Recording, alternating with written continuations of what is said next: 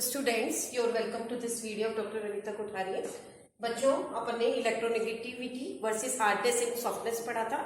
आज हम लेंगे theoretical basis of hardness and softness, यानी जो कठोरता और मृदुता है उसका सैद्धांतिक आधार क्या है। ओके, कि क्यों एक हार्ड एसिड हार्ड बेस के साथ और क्यों एक सॉफ्ट एसिड सॉफ्ट बेस के साथ स्ट्रॉन्ग बॉन्ड बनाता है, right. So there are three theories are given, 1, 2 and 3. Number 1 is ionic bond theory. Number 1 is ionic bond theory. This is also known as electronic theory, electronic सिद्धांत. Okay. Second one is pi bonding theory, pi बंध सिद्धांत. And number 3 is the Pittiger theory, Pitzer का सिद्धांत, Pitzer's theory. Pitzer is the name of scientist जिन्होंने इस theory को propose किया. Okay, तो हम एक एक करके आगे बढ़ते हैं. सबसे पहले आप लीजिए आयनिक बॉन्ड थ्योरी या electronic theory. Number 1 is the electronic theory which will explain why a hard acid combines with a hard base. Number 1 electronic theory.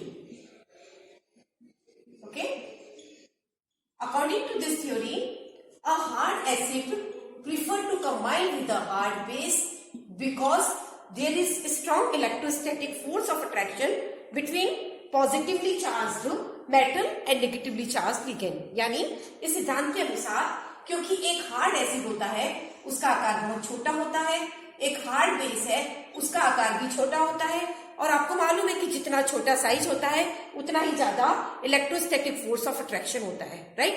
या हम शॉर्ट में ये कह सकते हैं कि एक हार्ड एसिड हार्ड बेस के साथ इसलिए कंबाइन करता है क्योंकि दोनों के बीच में strong electrostatic force of attraction है.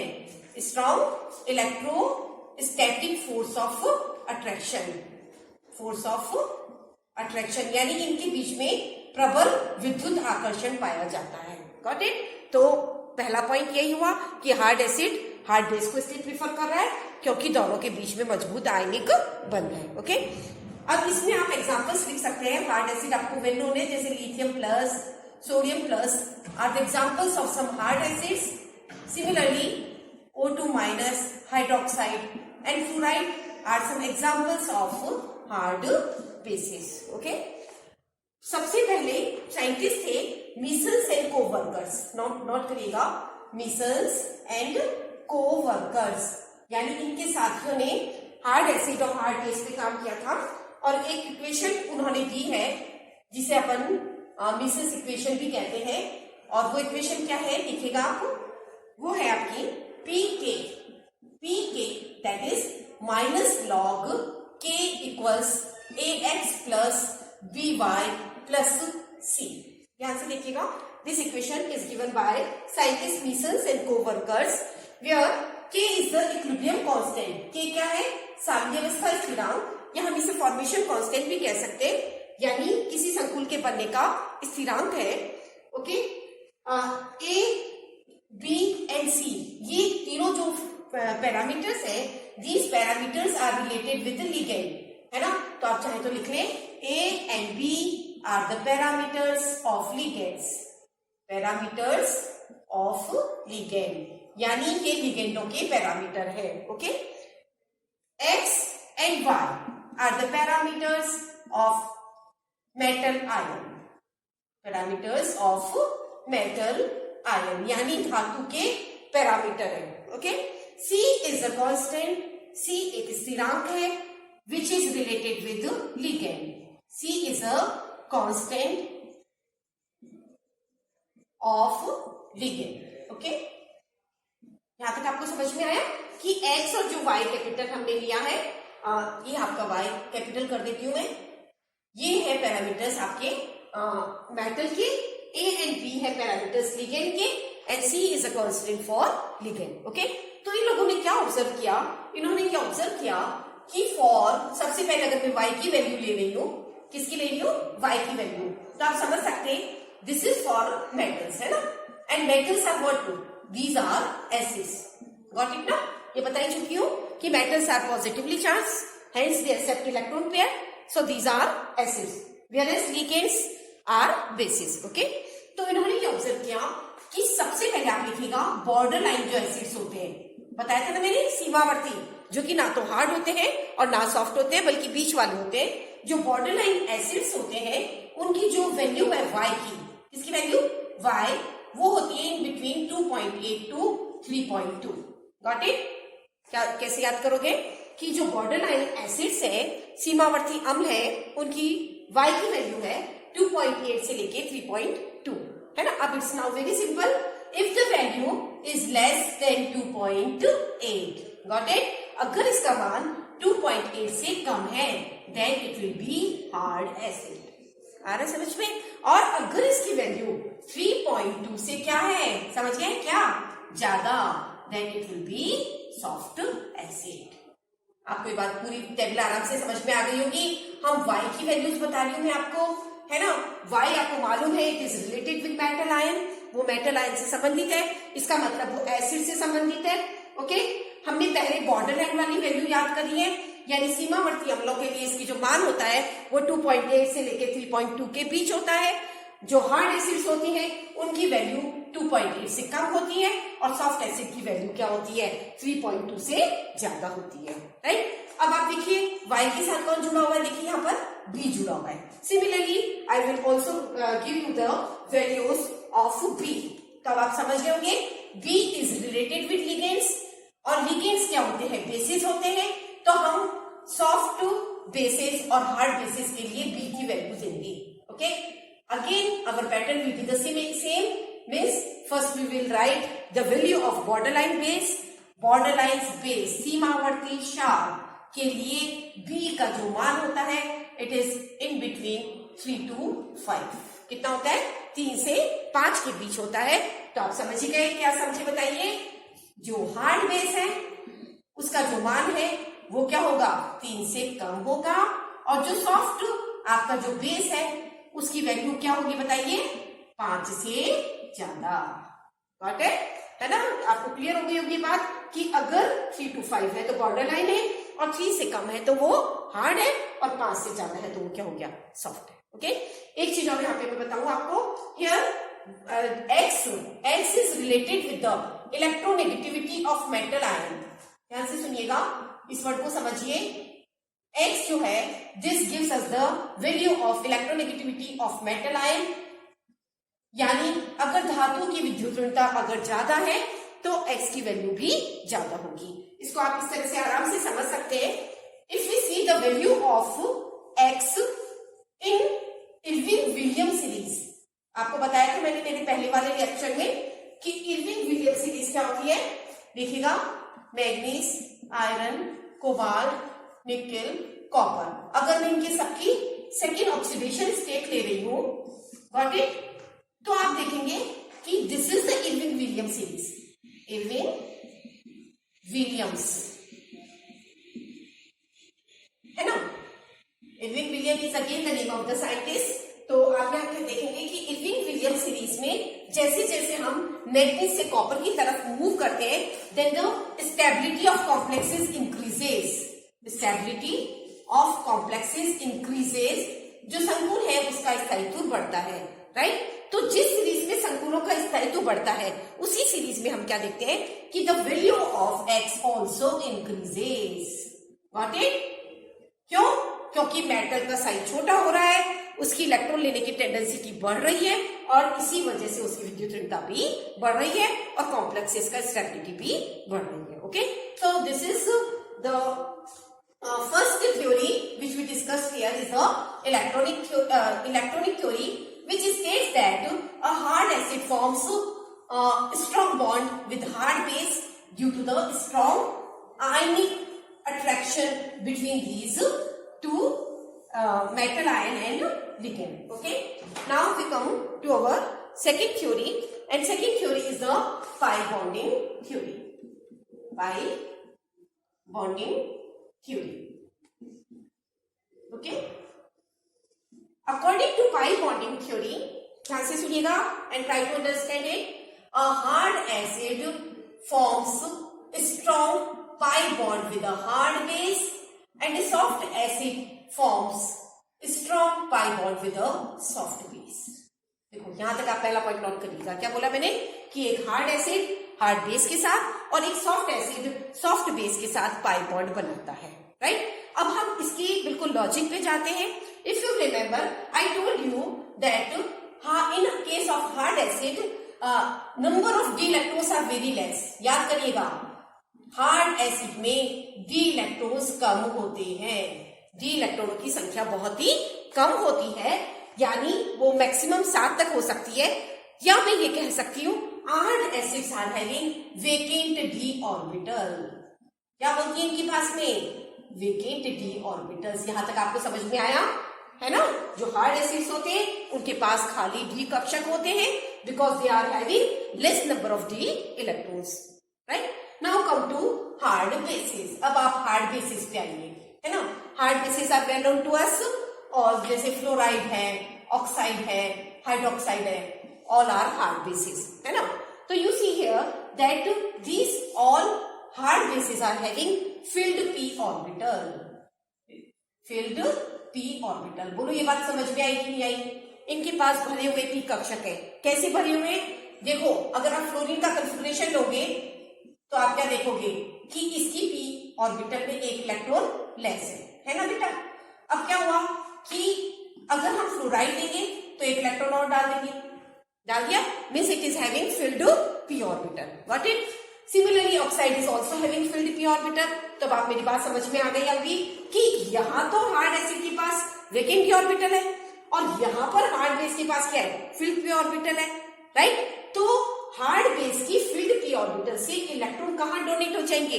हार्ड एसिड के वेकेंट d ऑर्बिटल में by the side wise overlapping, right. So मैं इसका डायग्राम बना रही हूँ, ध्यान से देखिएगा और समझिए कि ये हमारी मेटल हो गई। इस मेटल के पास में ये इसकी एक डी ऑर्बिटल है जो कि खाली है, और क्योंकि ये खाली है इसलिए मैंने इसमें शेड नहीं डाला है, गॉट इट। अब मैंने ले लिया लिगेंड आपका क्या? फ्लोराइड। देखिएगा ध्यान से, क्या ले लिया? फ्लोराइड ले लिया है।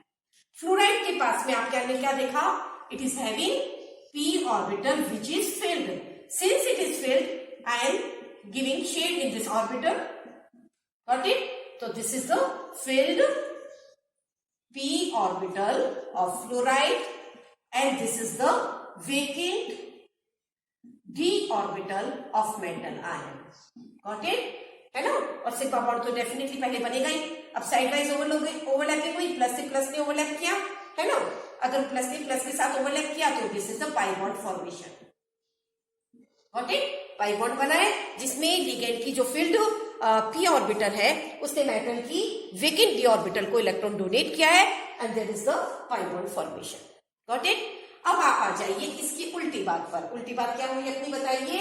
अब हम बात करेंगे कि why a soft acid prefer to combine with a soft base on the basis of pi bond formation, okay. तो अब आपको याद करिए डेफिनेशन मैंने क्या याद करवाई थी। एक सॉफ्ट एसिड वो है जिसके पास बहुत ज्यादा डी इलेक्ट्रॉन्स होते हैं और उससे लूजली बनते रहते हैं, है ना। यानी क्या वर्ड लिखूंगी देखिए, सॉफ्ट एसिड वो जिसके पास डी इलेक्ट्रॉन बहुत ज्यादा है ना, 10 तक इलेक्ट्रॉन हो जाते हैं इसमें, and these electrons are loosely held, okay. So हम ये लिखेंगे कि सॉफ्ट एसिड के पास क्या है बताइए उनकी बात, field D orbital, got it. अब इनके पास भरे हुए डी कक्षक आ गए, है ना। Now remember some examples of soft bases. याद करिएगा मैंने क्या बताया था, carbonyl is a soft base. Remember here the bond is formed by the carbon and carbon is a soft ligand, और जो ऑक्सीजन है वो आपका हार्ड है, और यही रीजन है कि हम क्या कहेंगे इसको सॉफ्ट बेस, है ना। अगर बॉन्डिंग ऑक्सीजन से होती है तो हम उसको हार्ड कहते हैं, लेकिन कार्बोनाइल में हमेशा कोऑर्डिनेट जो बॉन्ड बनेगा वो कार्बन से बनेगा, so it is a soft base. Similarly if you remember phosphorus या arsenic, these all are the examples of soft bases, right? तो अब आप नोट करिएगा, in case of the carbonyl there is vacant pi anti-bonding molecular orbital। ध्यान से सुनिएगा, carbonyl में खाली पाई विपरीत बंधी आणविक कक्षक होते हैं, आपको अगर याद हो तो एरो डायग्राम को याद करिए। जब हम बनाते तो जो पाई बॉन्डिंग होता है उसमें तो इलेक्ट्रॉन्स भरे होते हैं और पाई एंटी बॉन्डिंग ऑर्बिटल हमेशा खाली होती है ना। अभी मैं डायग्राम बनाऊंगी तब और भी क्लियर हो जाएगा। और फास्फोरस और सल्फर के पास में क्या होगी बताइए, vacant d orbital. Got it? क्यों? क्योंकि देखो नाइट्रोजन के पास तो डी ऑर्बिटल है ही नहीं, है ना, वो हार्ड बेस में आ गया। लेकिन फास्फोरस का साइज बड़ा है, इजीली पोलराइजेबल है और उसके पास में डी ऑर्बिटल खाली है। ओके, अगर ये दोनों पॉइंट आपको क्लियर है तो देखिएगा क्या कि सॉफ्ट एसिड के पास वरीयविटी कक्षक है, कोई रटने की बात नहीं, आराम से समझ में आ रहा है। क्यों? क्योंकि उनके पास इलेक्ट्रॉन बहुत ज्यादा है। कार्बोनाइल के पास vacant pi anti bonding molecular orbital है, फास्फोरस और सल्फर के पास वेकेंट डी ऑर्बिटल है। Right, now it's very simple, you can draw this combination very easily. इस तरह से आप करेंगे, देखिएगा। सबसे पहले मैं ले रही हूं ये मेटल, देखिए this is the D orbital of metal ion of a soft acid. Since it is filled, so I am giving shade in this orbital in this way.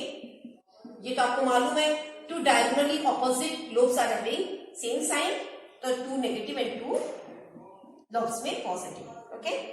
Now अब मैं कार्बोनाइल लिगेंड ले रही हूँ, आप ध्यान से देखिएगा, कंफ्यूजन नहीं रखिएगा कैसे बना रही हूँ। ये कार्बन की साइड से बॉन्डिंग है, ये ऑक्सीजन है।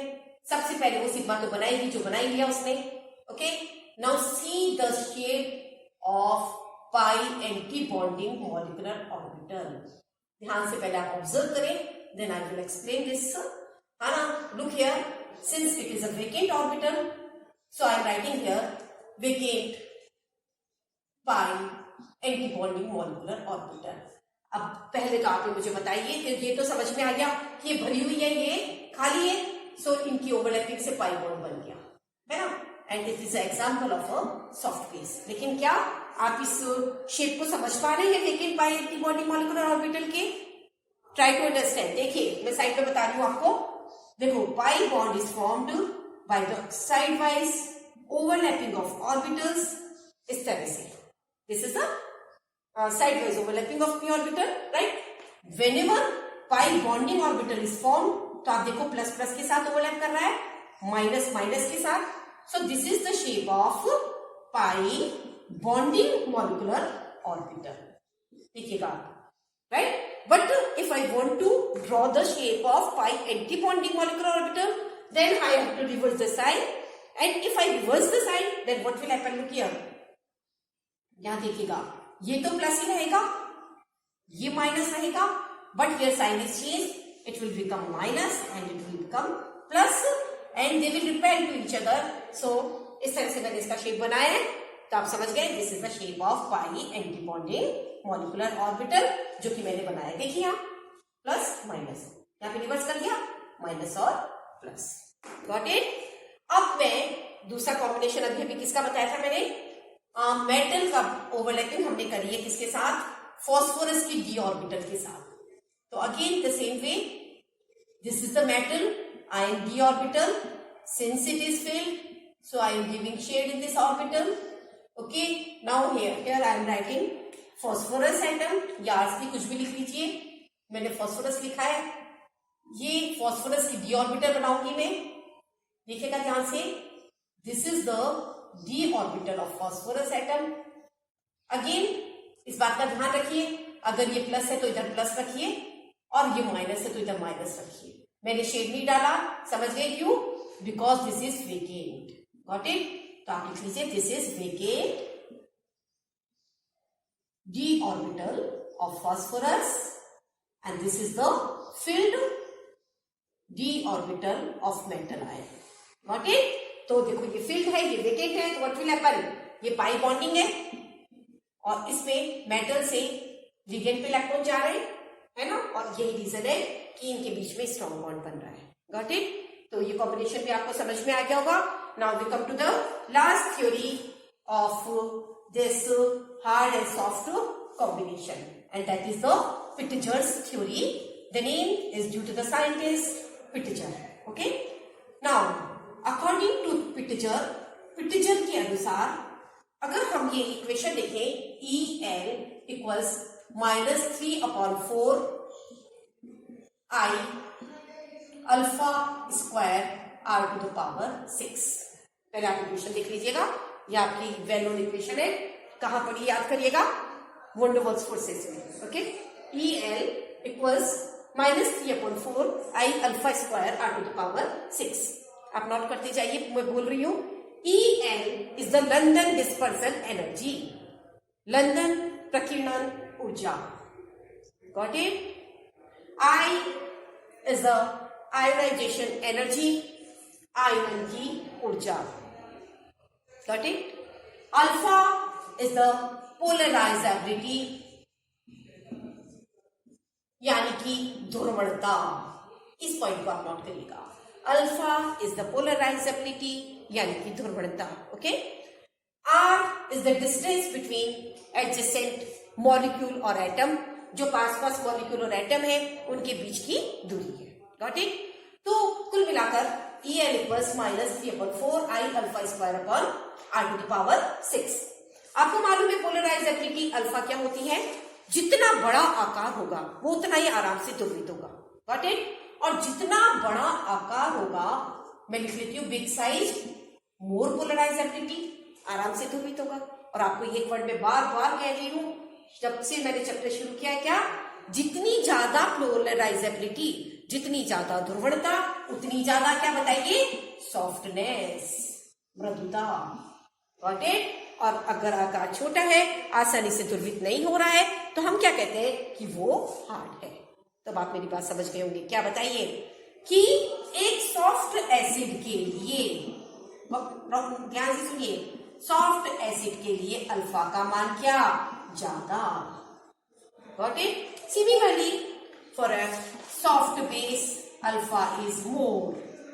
और अगर दोनों ही ज्यादा है, सॉफ्ट एसिड और सॉफ्ट बेस के लिए, तो the value of EL will be more.